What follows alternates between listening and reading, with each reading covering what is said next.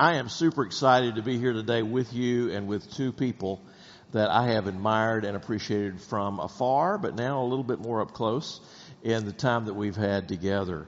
And Dr. Dan Wallace was here last year when Dr. Bill Mounts was here to do the lecture. Do you remember that? If you don't remember that, or if you weren't here for that, you can go online and you can find that interview. Mark did an amazing job. I am not Mark Lanier, so I don't do an amazing job of interviewing, but I am his stunt double. So he sends me in for all the really hard stunts. He does most of his own stunts, but I come in for the hard stuff. And it's a delight to do that. I am going to be sharing a little bit about the lecture. We'll be answering questions toward the end that were asked last night that we didn't have time to ask. And if you ask one of those questions, great. But if not, and it wasn't answered, then what I'll do is we'll figure out a way to get your questions answered after today. But one of the great ways to do that is in the fall, on October the 7th, at the Lanier Library, there's going to be a thing called Snapshot that we're going to describe in a few minutes. It's an event that I hope is going to be in the big hall, the new great hall at the library in the new building. So we'll invite you to that. You'll hear more about that. If you haven't signed up for the newsletter, please do so, because there's a lot of great information from the Lanier Theological Library. Well, it is my joy to also welcome to our stage not only Dan Wallace, but also Tommy Wasserman, who comes to us from yet another place. You'll hear it in his accent, I think. I don't know what you mean. Yeah. I don't know. Yeah, we're the ones with the accent, right? So great accent, Tommy. Tell us, where did you get that accent? Yeah, no, I'm from Sweden. Yeah.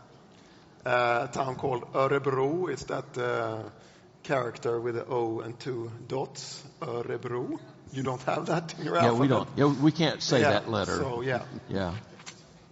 That's where you're from? Yeah, Is that where you grew up? No, I actually grew up further down south. Okay. Yeah. And what are you doing today? Today I'm working on a kind of seminary, Orebro School of Theology, and I'm a professor of New Testament. So a lot of, and my research is focused actually on Greek manuscripts and the text of the New Testament. So my hobby is my work and research. So you grew up in Sweden. And how did you come to faith? I was a teenager, and I was, of course, I was a bit philosophical, and the meaning of life, you know, I struggle a lot with that, and suddenly on a Friday night after the chess club, and I've been playing for 5 hours, one game. It's really a long, you know, when you play chess. I went out, it was dark, and two ladies came up to me and started talking about Jesus, sharing their testimony. And I was prepared I was always interested in talking to Jehovah's Witnesses and to Christians about their stupid faith and everything. And it was so naive, and it was no good arguments and so on. And we started talking, and time flew. It was like over an hour, and I had an experience there. Really life-changing.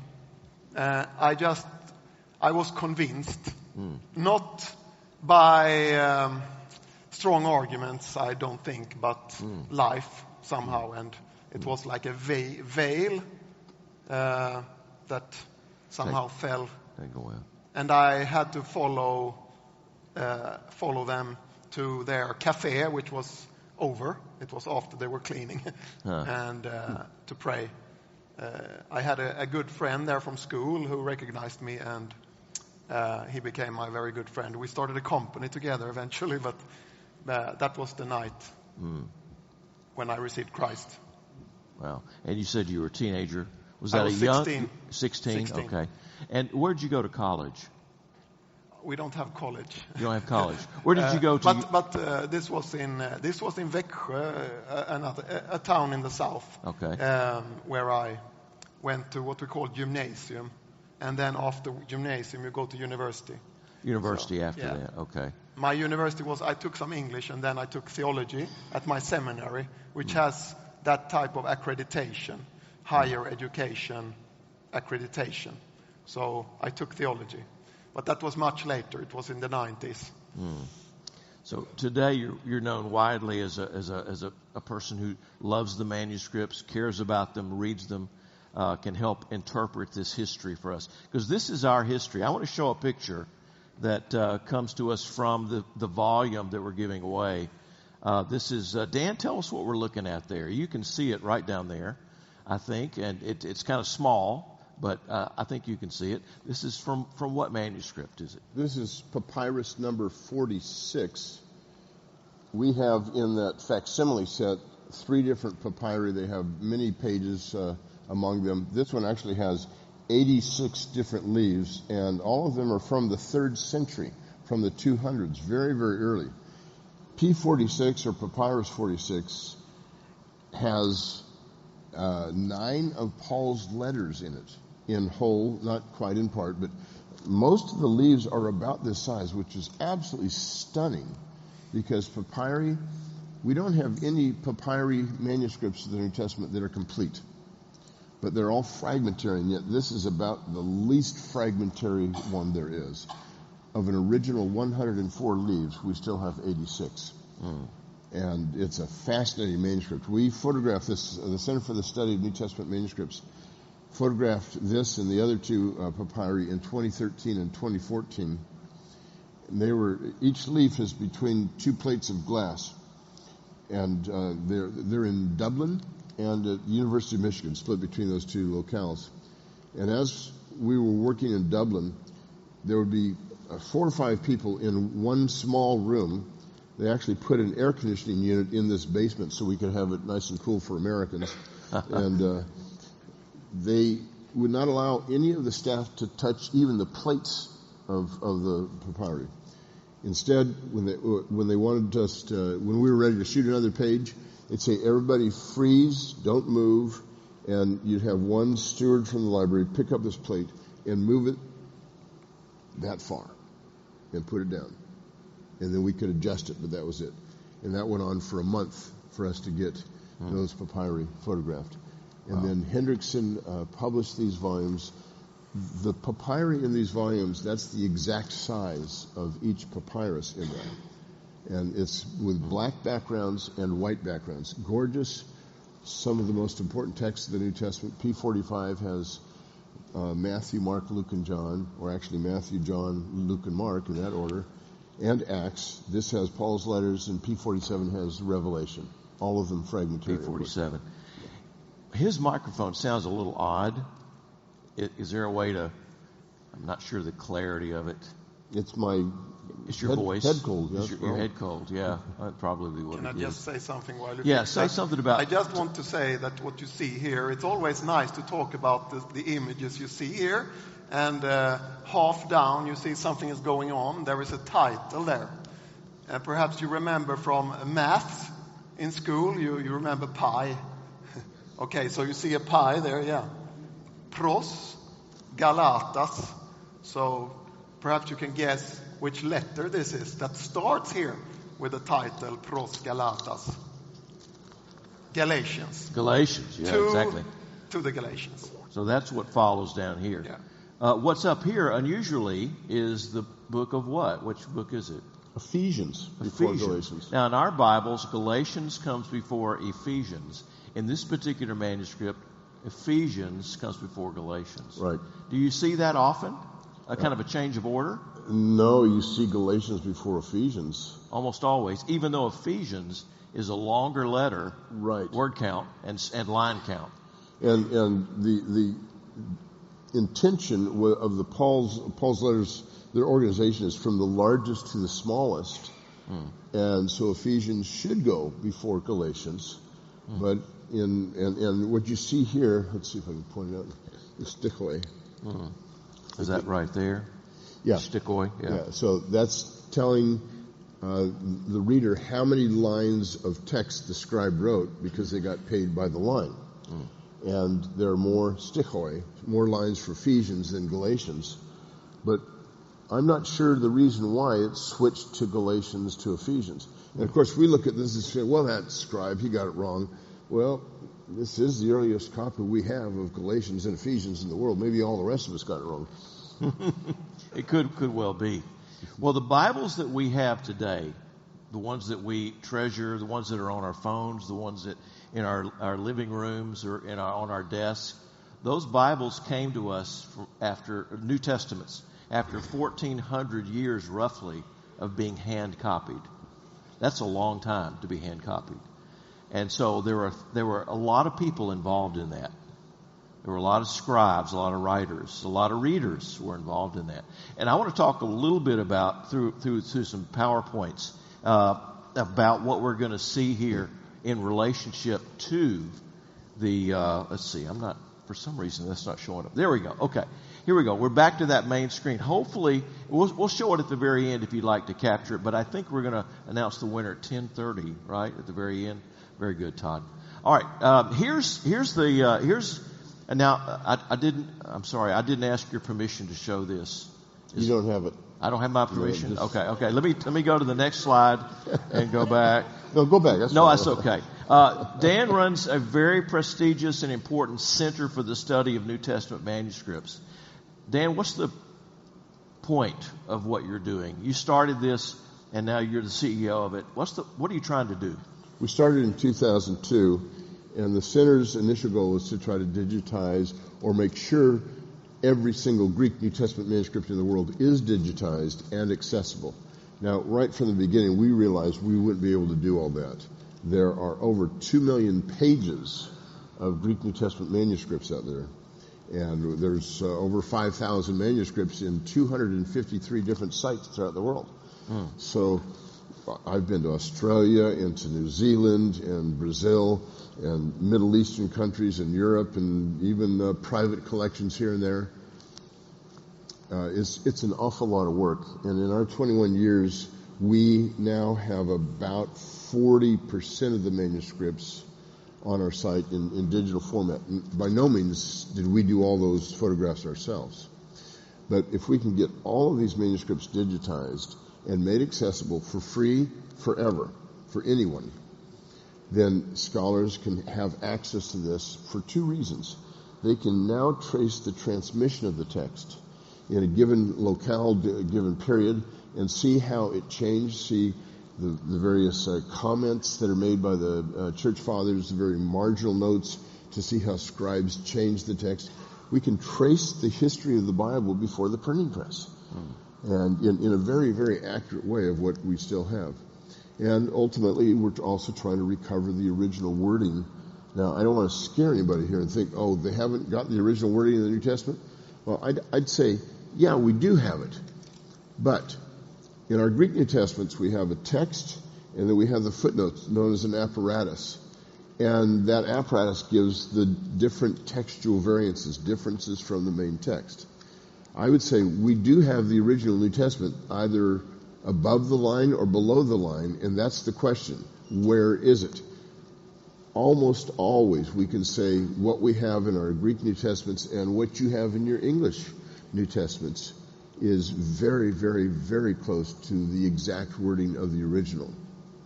But we do not know in a number of places what the original text says. Yeah, this is the end. Just to illustrate it, this is the end, paras philemona, so to Philemon. And here's the text above, the Greek text that we use when you do the NIV translation and you work on that committee. You go from this text. Now, this happens to be the 26th edition of Nestle-Aland, so it's not the most up-to-date. But what are we up to now? 29th? 28 now. So this is the apparatus. You're working on the 29th, aren't you? Do what? Say it again. No, but I'm involved in working on right now on the next coming editions. This is the small edition. There is a large edition, Editio Critica Major. That's the minor. This is the major. And like, for example, for Acts, you would have 2 big volumes for the text and further volumes for various supplementary material. So, in all, how many manuscripts do we have of the Greek? Just the Greek, because I know it's translated soon into Syriac and Ethiopic and Latin and other languages as well. But in the Greek, what do we have, Dan? Certainly we have over 5,000, probably over 5,500. The official number, last I counted, was 5,999, but the official number is not the actual number. And that's because in the cataloging process that's been going on for 140 years almost, there have been duplicates where somebody counted a manuscript that was... what counts as a manuscript is not necessarily a whole manuscript, and certainly not a whole New Testament. We only have something like 61 or 62 complete New Testament manuscripts in Greek. But it's a portion of the New Testament. But let's say that portion might be Matthew and Mark, and we call that manuscript 2231. Well, years later, maybe Luke and John from that same manuscript are discovered somewhere else in the world. And when it gets cataloged, the catalogers didn't realize it was part of this other manuscript. So at first it looks like it's a different manuscript, so it might get 2293. But the reality is they are both the same manuscript. So you get a number of manuscripts that get different catalog numbers. Some manuscripts have gone missing. There's some other things about the manuscripts that are just fascinating to think about. But although the official number is 5,999, the actual is somewhere between 5,500 and 5,800. And these are papyrus, and these are parchment manuscripts. And over time, they do degrade. And paper. And paper. In the later so over time, they do degrade. That's why we need the digital photographs that will last, God willing, forever, right? Let's just comment on a few of these. I've got a few images of manuscripts. Tommy, what are we looking at here? This is it's called Papyrus 52 in the list of New Testament manuscripts. These manuscripts also have another designation. In this case, this is in the library in Britain, Ryland's library, and it has a shelf number in that library. I think it's Ryland's 457 or something. It's 451, I think. 451, possibly. So, but we know it as Papyrus 52, and it's very small, and it's a fragment from John 18. And we can say that this fragment is part of a book, a codex. It's not a roll or a scroll. And how can we know this? Do we have any Sherlock Holmes here? How can we be positive? We can even say how many pages roughly it would take to copy the Gospel of John in this manuscript. We can say what we're missing. How is that possible? You. I can't hear what he's saying, but probably you're right. 10 points. No. It's written on both sides. I can't. Yeah, I couldn't hear. Did you say that? Okay. This papyrus manuscript is written on both sides. So you have some verses from John 18 here, and on the other side you have other verses. And then you can reconstruct the actual page if you're Sherlock Holmes or manuscript researcher. Yeah, so, like yourself. You were right, it is 457, sorry. 457, yeah. I didn't want to say it. So this is a papyrus manuscript that is very old. I have seen some that are younger than this that are very dark. But when I saw this back in 2000, I was surprised how the color, it was a honey color like you see right here, rather than being darkened by age. Any reason why that would be dark or light like this? Is there any thought about that? The darkness could be due to a number of factors, but one of them is actually the processing by which the papyri were made, where they soak them in water, and the longer they soak it, the darker it gets. We don't have a lot of evidence on this, but it suggests that those manuscripts that are actually darker were valued a bit more. It's like wine. If you age it for 10 years, it's going to cost a whole lot more than if you wine it for 3 hours. So That won't be wine. Yeah. But, Yeah. This is a Baptist church. Baptist church, yeah. If you age your grape juice for 10 years, Yeah. Can we date this with any accuracy? It's good that you ask. So first, when this was published, I can't remember really if I wasn't born when it was published, when it was made known to the world. But there were some scholars actually that were dating the Gospel of John very late. They wanted to date it really late. But when this papyrus came out, it was dated to around in the 2nd century. We can say 125 plus minus 50 or so. It was extremely early, and that actually changed. It had an effect on that debate, on the very dating of the gospel, because it couldn't be after this manuscript.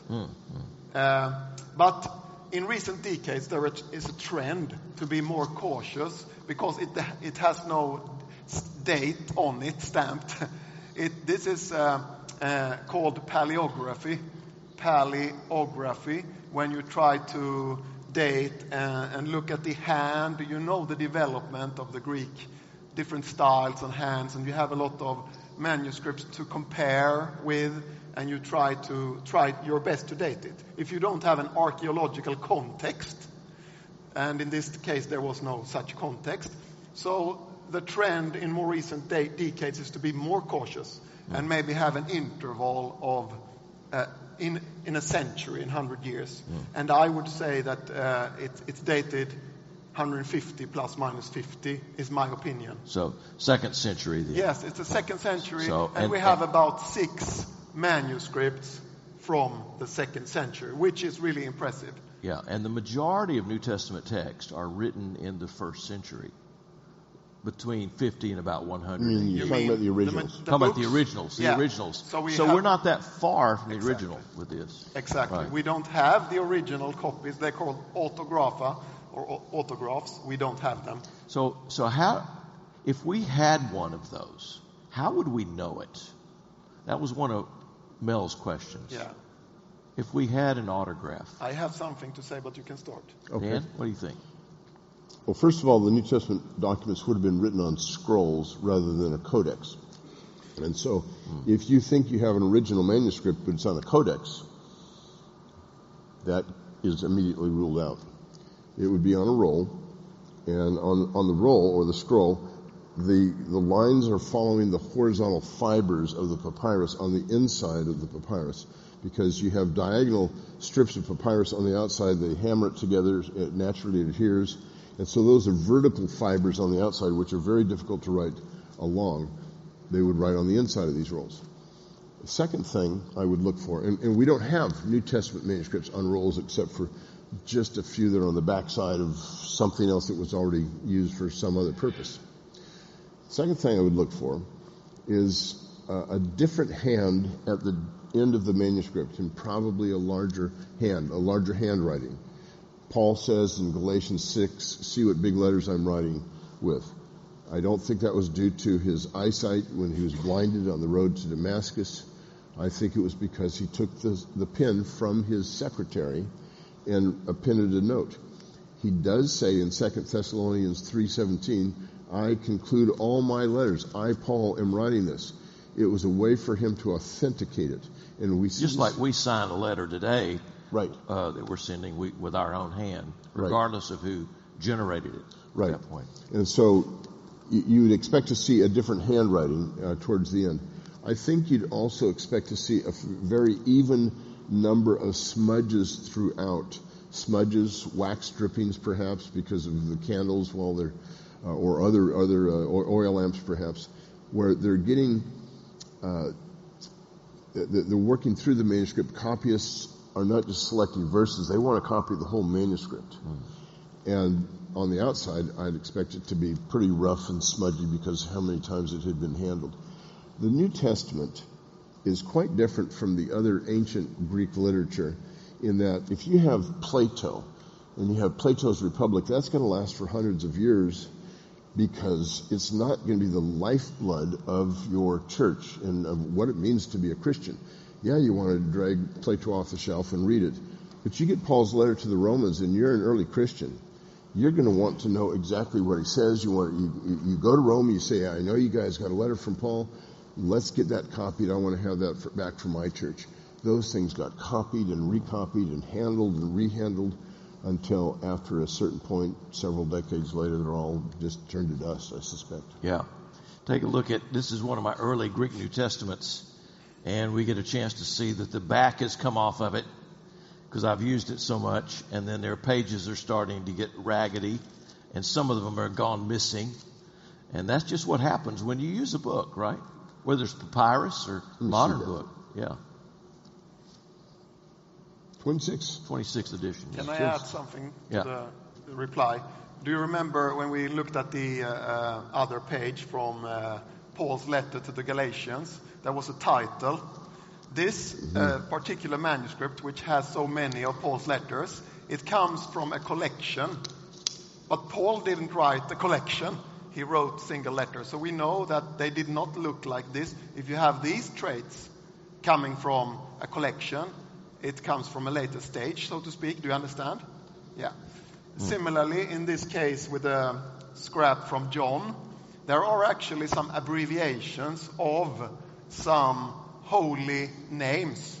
I can't remember exactly, but probably Jesus. It's abbreviated with a yod. We'll actually look at some of those here in a minute. Yeah. So and it's very difficult to. We can exclude it that the New Testament authors all came together and decided, let's abbreviate all these holy names all at once.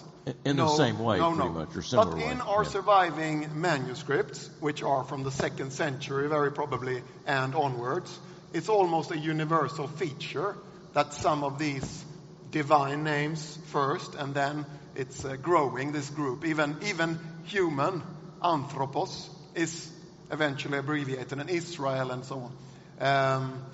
It's a universal feature, and probably it derives from some later stage, but an early stage, but yet that spread as a scribal convention. The Christians had a book culture, actually, and one very interesting feature in one of the oldest manuscripts, and it occurs in several, but Papyrus 75, is when they wrote stavros, which means cross, or the related verb, crucify. It had the tau and the rho. I don't know if you know the Greek rho. It looks like a P, an American P. They did it like a symbol of Christ crucified. It's a visual. So when they write stavros, you can see, if you can't read, you can see in front of you an image of the crucified. So that's one example of a distinct Christian book culture, which was very exciting. This was a long answer, but I get so... You get excited, don't you? I told you it's my hobby. Let's take a look at this manuscript here. What are we looking at? We'll be more brief on the rest of these. But it's Papyrus 66, yeah, it looks like P66. P66. Yeah. And tell us a little bit about that, Dan. P66. P66 was published in the 1950s. It's part of the Bodmer collection. And it got published in two different pieces, but it has most of John in it. And this is the beginning of John. This is the very beginning of it. It actually does have a title. It says Euangelion Kata Ioannein. That is the Gospel according to John. And then it starts out in John 1:1 right after that. There's been there's many significance to P66, one of our very earliest Gospel manuscripts of John, and one of the two earliest manuscripts that actually have a title at the beginning of the Gospel. It has at John 1:1 a verse that you may have never heard before if you've been listening to Dan Brown and the Da Vinci Code. Or others, certain Muslims will say this, they'll say, Emperor Constantine invented the deity of Christ. And in fact, the book that Dan Brown was basing his Da Vinci Code on was a book where they said there are no manuscripts before the 4th century, which was really amazing to say that. So if Emperor Constantine invented the deity of Christ in about AD 325 at the Council of Nicaea, all this is figmentary, but that's what some people believe. then how do you explain John 1:1 in P66, a manuscript that is earlier than that date? It may be as much as 100 years early, but again, it's difficult to date these manuscripts. So, if you will, read along with me at John 1:1. And it says, in halagas, kai halagas in proston theon, kai theos in halagas. You all catch that? Yeah. In the beginning was the Word, and the Word was with God, and the Word was God. Every single manuscript that we have on John 1 says the same thing with reference to who Jesus is. Now, there are some minor little variants in there, but every one of them calls him God. Regardless of the date, regardless of the locale, Jesus is called God long before Constantine invented the deity of Christ. Now, that's just one thing from P66. It's not the whole thing. It's not even the most important thing. But for us to know that what we believe about the Bible today, what we have in our hands today, is in all essential respects what the apostles and their associates wrote back then. That's the point. That's the point, yeah. At the same time, let's come back to this scribe was a bit sloppy and corrected himself time and time again. And there are corrections in the text, and sometimes an arrow in the margin with some verse he forgot. It wasn't a verse, but some even long sentences and so on. And that just also speaks, when we think about the New Testament or the Bible, that it did not fall down from the sky. It was given to humans who wrote it down, and it was copied by humans who might have fallen asleep or might have skipped a whole line because the eye couldn't follow, and or repeated themselves and so on. So this is how we got the New Testament books, which is good to know. So we are educated, and we try to do research as historians, actually. This is the humanities in its best, I think, form to look at the New Testament. That's humanities par excellence. So when a scribe skips a line, we have other manuscripts that contain that line. Yes. And so we can go back and take a look and see, wait a minute, this scribe may have fallen asleep or whatever it might have been. He might have been distracted and he missed a word or two. We can restore all that. It's not as if it's lost. Yes. Can I just cite myself from the panel? It's because most scribes did their job copying the text that we can study those scribes that did not do their job. So. The ones that did their job. Yeah. Well, thanks to them. There's two kinds of changes, generally speaking, that the scribe made. Those that are unintentional and those that are intentional. The unintentional ones are the easiest to find and correct. So these early scribes especially did that kind of a thing. But let me give an illustration in English. Let's say you had a copy of the Declaration of Independence and there was no printing press back then, and you see this copy, and so you want to copy it out by hand for yourself.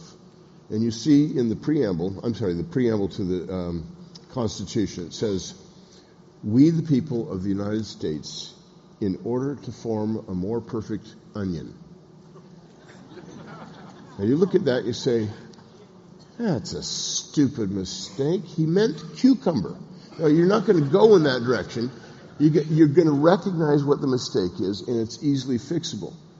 The problem sometimes is that a mistake that a scribe thinks is a mistake is actually what the original text said. It's not going to be something like that. But then they change it because they think the last scribe got it wrong.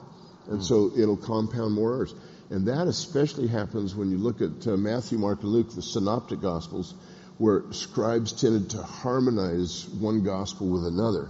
And if they see Mark doesn't harmonize, doesn't say the same words the same way, it looks like it's a discrepancy with Matthew, he may change the text of Mark thinking the last scribe got it wrong. I must just tell a funny thing from a manuscript because they're so fascinating. It's one of the most important manuscripts. We talked about it the other day, Codex Vaticanus. I consider it the best, top-notch quality. We're going to see that in a minute. But in the beginning of Hebrews, there is a correction. Someone corrected the text. But a later corrector who came afterwards was not happy with the first corrector. So he wrote in the margin in Greek, more idiot, let the text be. Don't, you idiot. That's funny. Yeah. It is funny. This is not it, but we're going to see that particular page in just a minute. I have that page. Okay, I'm sorry. Now, I don't have high quality resolution on mine, but at least we'll understand what we're looking at here. So here's the text. Let's just comment on a few features. I'm gonna circle those features for you. What are we looking at there, Dan? You don't have. It looks like a mu and an alpha. That's actually the page number. Page number. This is P46, I take it, yes? Yeah. Yes. Yeah, of course. There it is at the top. Okay. So I should have used your image here. You got a better image than I do. do. That's why I wondered about this. Yeah. Just before Hebrews is Romans in P46. Hebrews comes right after. And there's a whole fascinating history about the struggle location of Hebrews into the canon. We won't get into that, but every page number in P46 is numbered. That's unusual. Usually manuscripts, if they're going to number anything, it's going to be the quire or the folds at the very beginning of each new 4-leaf fold, or they'll number the leaf. So on the right page, that's what they number. But this is one of those manuscripts, and a very early one, that numbers the pages. So it says pros Hebraios, so this is the letter to the Hebrews. And we get that. There we go. You got the stickoi again. Yeah, I got the stickoi as well. So how many lines? That's how many lines, right? Yeah, how many lines he wrote for Romans, And then it says pros Hebraios to the Hebrews. So it's the beginning of the book of Hebrews. Can you all see the correction? 2 lines below the title, pros Hebraios, at the very last word, there is a correction above the line. So that's an example of a correction. Now, why wouldn't they just start over? Here we go, right there, right above there. Why wouldn't they just throw that page away? Say, I made a mistake. Let's start over. There's the St. John's Bible. Have you all heard of the St. John's Bible? It's a very large format, beautiful parchment Bible that was done recently, and I saw it by hand, and with modern art. It's the Revised Standard Version, but on a large format and done by hand, just like the ancient scribes did. So I saw it in Minnesota while it was being produced, and I looked through a few of the pages and noticed that there was an error in the margin. Well, it was corrected in the margin, like we have here. And you would think, with the kinds of money we have today, the importance of what they were going to do with this, of make many copies, sell them, they would just take that out and start over.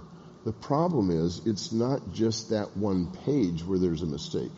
It's that page that is connected to another page. It's a bifolio. So you're dealing with 4 pages, and if you make a mistake on one, are you going to throw out that whole bifolio, all 4 of those leaves? So it's both a time saver and a recognition that scribes made mistakes. But this material is expensive too, right? I mean, this is not as expensive as parchment, which is animal skin, but this is expensive. It's not like a piece of paper that we pull out of the copy to write on. And writing this is a slow process. Because and it's expensive to write well. To write well. You have to make your own stylus, which is the writing instrument. You make your own ink, and all of that just takes time. So when mistakes were made or words were left out, as in this case, it seems. Yeah, it was. Then you just write above the line or write beside the line. Yeah. So let's see. I think is there one other feature here I'm going to take out? Okay. Here's another manuscript. I don't remember which one this is. I'm sorry. You guys can probably recognize it. But I want to look at certain features of this. Da da da da da da da da da da da da da da. Okay. It could be probably 66. It's hard to tell. Okay. I'm not sure exactly, but I want to look at that feature right there. That looks like an I and a C, and there's a line above it. That's what Dan was talking about earlier, right? And there's another one. There's a kappa or a K and an E and a line above it. And then there's another sort of I and a C, iota and a sigma with a line above it.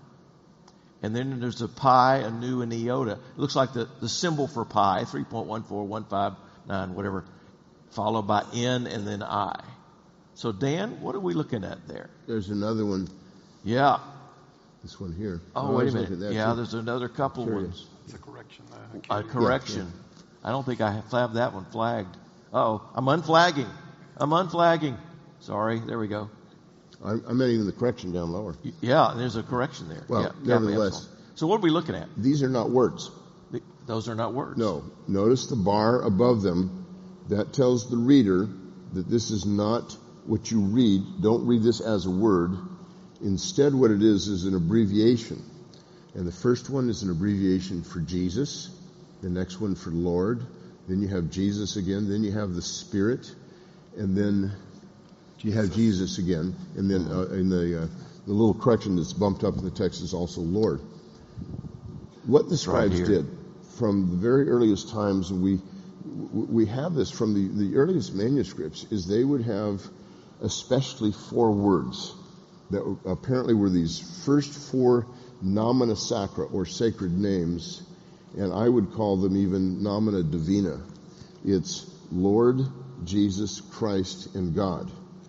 Pneuma, or Spirit, came later. So did Huios, Son, even Pater, Father.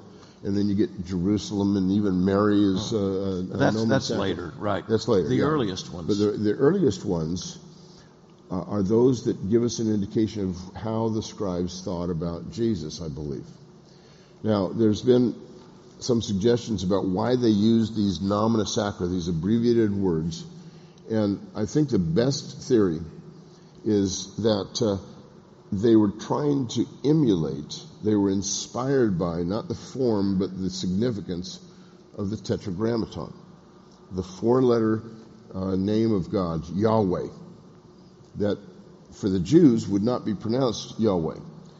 Those 4 letters, Hebrew is a consonantal text, it doesn't have vowels.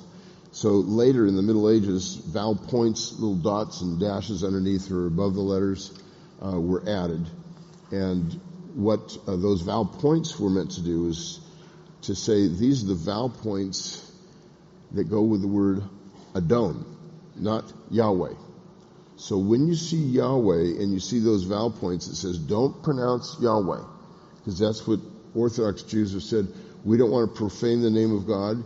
The best way not to profane his name is not to ever even say Yahweh. And so instead they say Adon. This is how we get the word Jehovah. Mm-hmm. Early modern translations would have Jehovah, like the King James, even up until the 20th century, some did, which is the vowel points for Adon, but it's the characters for Yahweh. So Jehovah is a made-up word.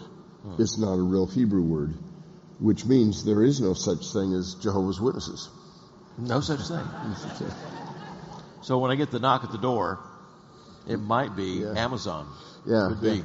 You never know. But the early Christian scribes, of course, didn't do the same pattern. Right. But it's called kathiv kareh in Hebrew. What is written and what is read. They're 2 different things.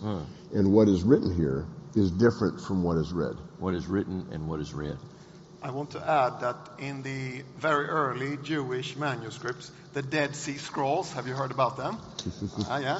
Yeah, so we have these Hebrew characters, the normal, but when you come to God's name, they are written in Paleo-Hebrew with very, very much older, archaic script. And in this case also, it would warn, they stand out from the text for the reader. Oh, it's God's name. I've likened it to Gothic letters. Yeah, where you have a regular font going on, and then all of a sudden you see Gothic, and that says, "Oh, it's a special." And that also found its way into that type. There is a Greek translation of the Old Testament, which is called the Septuagint. Some of you have heard about it. So there are Greek manuscripts of the Old Testament, Jewish manuscripts, because they translated it before Christ.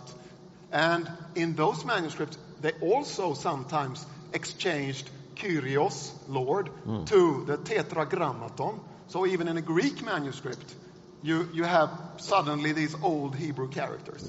And this is maybe a good sign that the Christian scribes who would have these, that was their scripture actually, could have taken over and developed. Also, interestingly, there is actually evidence from a synagogue of an abbreviation of theos with Norman as a Norman sacrum, as a divine name, which just tells us it's not easy to kind of say this is Jewish, this is Christian, and the first Christians, they were Jews, right? So the identity of manuscripts and conventions, not easy to just divide them, but there is a continuity in the treatment of God's name, and eventually Jesus' name, as you said, is a divine name for these believers, which is beautiful. Now, the New Testament, these early manuscripts are written in a particular way on the page, scriptio continua. And it's sort of like this paragraph that I've written here, which is, if we took our language and we didn't have any spaces between words, could you pick out the words? Could you see it? Could you read that? That's exactly sort of what we're looking at with these pages. Now, some punctuation comes along. Some spaces come along at certain places. We'll see a few of those in just a minute. But it's written like that. Yeah. So the earliest New Testament manuscripts are written in scriptio continua. I have a question on this. Yes. You say there are no punctuation marks space between words. What do you mean space? Space. Spaced? Spaced. Maybe. You left out the D. Spaced between. Okay. So a scribal error. So shoot me. Space between words. No paragraphs, right? It's all one big paragraph. So we have to discern those kinds of features in the reading thereof. Well, actually, no, they did have paragraphs. They did. The manuscripts do break this down. Many of them do. Or some of the earliest, but not always the earliest, right? But not all the earliest ones. So, and no chapters and verses for sure. Right. Yeah, that comes along much later. Reference to your talk last night for sure. Here's P75, just early 3rd century, Luke 16, 9 through 21. Just a few, just so that you see what these guys are working with and dealing with. Can you go back and I'll just say something? Yeah. What you see here? Not there? No. Oh, okay. So can you see towards the end there is a pi, from maths, right? The Greek pi. Can you see there's a sticking out? Yes. And on the line above it there is a space. So this is actually a chapter division. And it's not by indentation that we do when we write now. We do a new division by indentation. But this is the other way. It's ekthesis, ekdention. I don't know what to say. And also this space. So this is a division actually in this papyrus. It looks sort of like a colon followed by the space. Yeah. And then the ekthesis is on the next line there. So all these features you study to try to figure out what the scribes were doing, how they were doing it, and that helps us understand how our New Testament has been transmitted to us through the centuries. Here's Vaticanus, Codex Vaticanus. I get inspiration now. Okay. Okay, I must tell you, because you combine these two, you showed us Papyrus 75, which has been dated around 200. And this Vaticanus has been dated around the mid 4th century, so 150 years difference. And there was a debate, among scholars before we knew Papyrus 75, before it was published. And they said that this text in Vaticanus, my darling Vaticanus, a top-notch manuscript, right? It has an excellent manuscript, excellent text of the New Testament, I should say. Some scholars suggested that, no, this is too good to be true. It must be some kind of ecclesiastical committee which met in Alexandria to have a discussion and to pick out the best text, kind of bring order into a chaos of the earliest era, because New Testament text was lost. Then they found Papyrus 75, and it turned out that it was nearly identical to Codex Vaticanus. So Papyrus 75 has Luke and John, and when they compared the text, they saw, wow, they are sister manuscripts, which means that this type of text goes back before the 2nd century. And this was also the type of text that Origen, a church father who wrote many commentaries, he used it in his commentary on John in 32 volumes. Yes, in his commentary on John in 32 volumes. Okay, yeah, sorry. I wish you could get more excited about this, honestly. This is dull stuff. So, I wish you could get excited about it. Let me add here, too, that as far as we can tell, P75 is not the ancestor of Vaticanus, because it's got some readings that are significantly later. They're obvious additions that are not found in Vaticanus. Oh, okay. So even though it's 150 years earlier than Vaticanus, both of them point to an even earlier stratum, and it was not in any kind of an ecclesiastical committee, as Tommy said. But this is just a pure line of transmission. Wasn't a Catholic conspiracy, in other words. Yeah, right. Yeah, we don't worry about that. Yeah. All right, Vaticanus here very quickly. What is that thing, the circle thing? I've already said it because I didn't know this this question beforehand. But you have the note about the fool who changed the text. Right here. Yeah. It starts with more, and you have the American word moron. It comes from this. More. Moron. Don't. Moron. Yeah. Yes. Now, down here we have a feature that's kind of interesting. It says circle. Yeah, that's modern. A stamp from the Vatican Library. So it's an owner stamp from the Vatican Library. The owner stamp, okay. There's another feature there. You see the dots on the left of the center column? Yeah, that's indicating it's quotation from the Old Testament. It says, okay, we're quoting the Old Testament. Right. We have ways of doing that today in our modern Bibles. Right. And this says what, gentlemen? Right here. Pros Thessalonicis, beta, so it's 2 Thessalonians. Hebrews comes after 2 Thessalonians in this. It's called a subscription.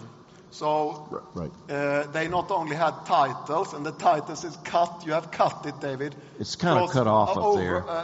But they had subscriptions after a writing. They had a title of the book, which had been. So that is at the end of the Thessalonians, 2 Thessalonians. You could get color pictures of that at the Vatican. You get better pictures. Online you can get them. Vatican has digitized. Or you could come to CSNTM and look at our copy of Vaticanus. I'll come look at yours. For some reason, this thing fell down.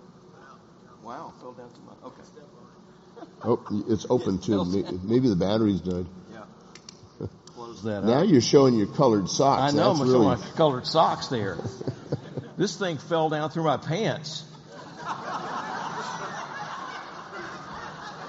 How did that happen? David, that's TMI, buddy. Too much information. I'm going to put it here on my shoe. Okay, put it on my shoe. Talk about the manuscript while you are. I know. Yeah, right. Mark's never had that problem, I don't think. So, hey, Codex G here. Tell us about that very quickly. We're just about out of time. I can't see the time back there. Start? Yeah. Real quick. Okay. This is a manuscript that's in Dresden, and the manuscript actually is multicolored with the letters. It almost looks like neon crayons were used. I don't think neon crayons. Yeah, okay. I saw it several years ago. This is just a black and white picture here. Just a black and white. But there are two languages here, yeah, right? there is. There's Greek as the main text, and then you've got the Latin right above it. So it's called a diglot. It's a cousin to another 9th century manuscript called Codex Augiensis at Cambridge, at Trinity College, Cambridge. And that has Greek on one side, Latin facing it. So, Tommy, tell them more about it. So this is not corrections on every word, but it's the Latin translation. it was maybe used for a pedagogical tool to learn Greek or learn Latin. So it's bilingual. And what more to say? Is this from the Lanier Library, a facsimile? No, this is just an image I got. Yeah, because the black and white image of this particular manuscript from a facsimile edition is a bit dangerous because they manipulated out some stuff from the real thing. It was water damage during the war, and they had, so you really need to see the color. The colors of it. Yeah. Right. A couple of other things. We don't have time really, I don't think, to comment on this. Let's just go to, there's a lectionary right there, 562, which is not a continuous Bible text, but a reference to, I think, is that Colossians? I can't really see it from here. It starts with Matthew. It starts with Matthew there. Katamataya. The big T. Right. The big T is the starting of Matthew there. In this particular case, because when you read these lessons in church, you just start within Matthew, in this case, somewhere, and they had to add something for context. So in this case, they add to kairo ekeino. So the big T is to kairo ekeino, and it means in this time something happened. So they added this typical, Jesus said to his disciples, or in those days, and then start reading the Matthean text as we know it. So this is actually a small addition for context with this big T. Big T. And you would see it in color too as well, variety of colors. This is, I need to correct you again, David, it's not lexicon 5. Lectionary. Lectionary, yeah. Scribal error. At the beginning of these lections, the to kairo kaino is a standard. There's 6 different introductions typically for the Gospels, but at that time does occur in the New Testament once in Ephesians chapter 2, never in the Gospels. So if you're in the Gospels and you see this wording, you know you're in a lectionary. And it's different selected passages, but that introductory tau that's very ornate, colorful, and many lines long tells the reader how important this text is. The beginning of a new section, often beginning of a book. And we have that, you have a chapter in a nice-looking book, that initial letter might be 4 or 5 lines tall. Well, that's one of the ways in which they do this. This is a very, very tall tau, and you count it by how many lines of text there are. Now, there's another thing that's interesting here, and that is these lections, when they'll say typically from the Gospel according to Matthew, and then they'll give you the lection, or from the Gospel of John or Luke or Mark.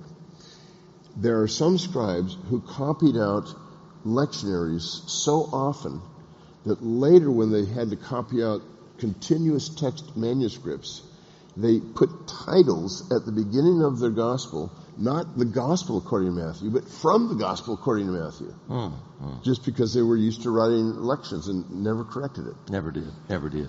I can just also add that if you remember how the papyrus looked, this is a very different script, and they're also combining letter combinations like a cursive hand, and it's much later. So you can see the development of the Greek script by looking at these different types of manuscripts. I noticed that our time is up, gentlemen. I wish I've got 2 or 3 more of these. We don't have time to go in. Well, would you say thank you to our guests today? Thanks, Tony. That was fun. I am really glad that people like Dan Wallace and Tommy Wasserman are reading these texts so carefully. Let's take a selfie. Let's take a selfie. Can we do that? All right, there we go. We had our selfie. Let's stand together and we'll pray. And on the way out today, shake a holy hand, hug a holy neck. We have a winner, it looks like, Todd. Come on up, my friend. Let's pray and then we'll announce it, okay? Father, thank you for these good folks who have come this morning, and for those who are watching right now live as it's being streamed, and for those who will see it one day in the future. Thank you for their attention to this. And I thank you especially for Dan Wallace and Tommy Wasserman, for their skills, for their care, for their enthusiasm, and for the ministry that is taking place with the Center for the Study of New Testament Manuscripts. I pray that you will bless them. I pray that you will provide for them, and pray that our attention they will draw our attention more carefully to these amazing manuscripts and this amazing Bible that you have both inspired but also preserved through the ages. And we thank you through Jesus our Lord. Amen.